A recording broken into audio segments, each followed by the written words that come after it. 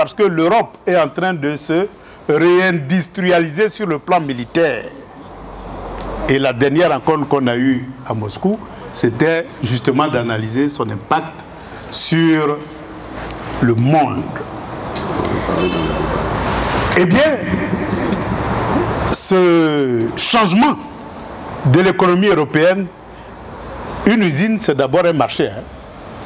Posez-vous la question, lorsque l'Europe se réindustrialise sur le plan militaire, à qui ils vont vendre les armes qu'ils vont fabriquer? D'abord, où ils vont aller prendre les matières premières.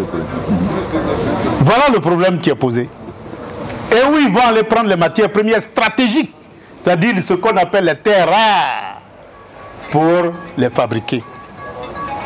Eh bien donc, nous sommes en train d'assister progressivement à un retour, à une véritable prise en main des poches d'États qui n'ont pas encore conquis leur souveraineté pour servir de base arrière à la lutte contre toutes les autres souverainetés qui sont en développement. Donc vous comprenez pourquoi la guerre en RDC est aussi rude. Et ce qui se passe en RDC, c'est ce qui risque de se passer un peu partout où il y a de la richesse, et où il y a des terres rares, et où il y a de l'uranium. Sachez que la première bombe américaine a été fabriquée à partir de l'uranium du Congo.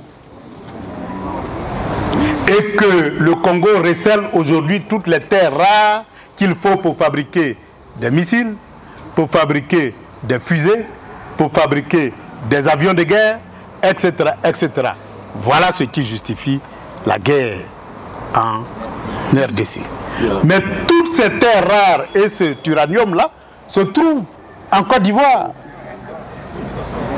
Donc la mainmise sur la Côte d'Ivoire devient une question de survie pour l'économie française qui veut se réindustrialiser militairement.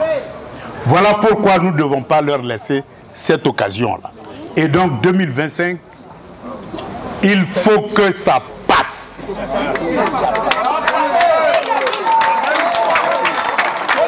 Il faut que ça passe pour reconstruire la souveraineté de la Côte d'Ivoire et engager le combat pour le panafricanisme, c'est-à-dire l'unité africaine, aussi bien sur le plan politique, monétaire, économique et financier. Je vous remercie, chers camarades.